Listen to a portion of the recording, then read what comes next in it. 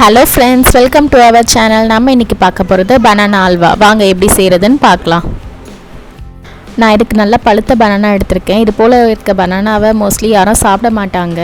அதுவே இது போல் பனானாவில் ரெசிபி செஞ்சு கொடுத்தா சாப்பிடுவாங்க. இப்போ இதோட தோலெல்லாம் உரிச்சிட்டு ஒரு மிக்சி ஜாரில் சேர்த்துக்கோங்க. நான் இது போல் ஒரு 5 பனானா எடுத்து தோல் உரித்து மிக்சி ஜாரில் சேர்த்துக்கிட்டேன். இப்போ இதை நல்லா பேஸ்ட்டாக அரைச்சிக்கலாம். இப்போ ஒரு கடாயில் 2 டேபிள் ஸ்பூன் நெய் சேர்த்துக்கோங்க. இதில் கொஞ்சம் முந்திரி பருப்பு சேர்த்து இது நல்லா பொன்னிறமாக வறுத்து எடுத்துடுங்க.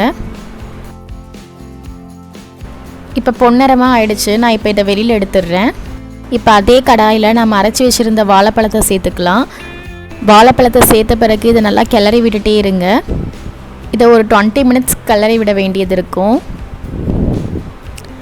கைவிடாமல் நல்லா கிளறிக்கோங்க. இப்போ நெய்யெல்லாம் நல்லாவே இழுத்துடுச்சு. இப்போ இந்த பனானாலாம் நல்லா வெந்து இது எடுத்துக்கிட்ட நெய் வெளியில் வர வரைக்கும் நல்லா விட்டுட்டே இருங்க. இந்த பதத்துக்கு வந்ததுக்கப்புறம் நம்ம இப்போ இதில் சர்க்கரை சேர்த்துக்கலாம். இதை நம்ம கையில் எடுத்து பார்க்கும்போது கையில் ஒட்டாமல் இது போல் உருண்டை செய்ய வரணும். இப்போ நம்ம இதில் சர்க்கரை சேர்த்துக்கலாம். நான் 1/2 கப் சர்க்கரை சேர்த்துக்கிறேன். சர்க்கரை சேர்த்து நல்லா கிளறி விடுங்க. இன்னும் ஒரு 20 மினிட்ஸ் கிளறி விட வேண்டியது இருக்கும்.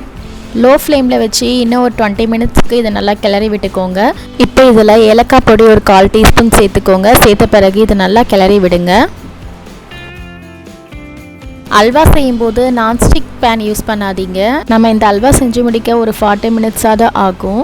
நம்ம நான்ஸ்டிக் பேன் யூஸ் பண்ணுறதால அது ஓவர் ஹீட்டில் அதோட கோட்டிங்கை ரிமூவ் ஆகிறதுக்கு வாய்ப்பு இருக்குது. அதனால் அலுமினியம் பேன் அப்படி இல்லைன்னா சில்வர் பேன் யூஸ் பண்ணிக்கோங்க.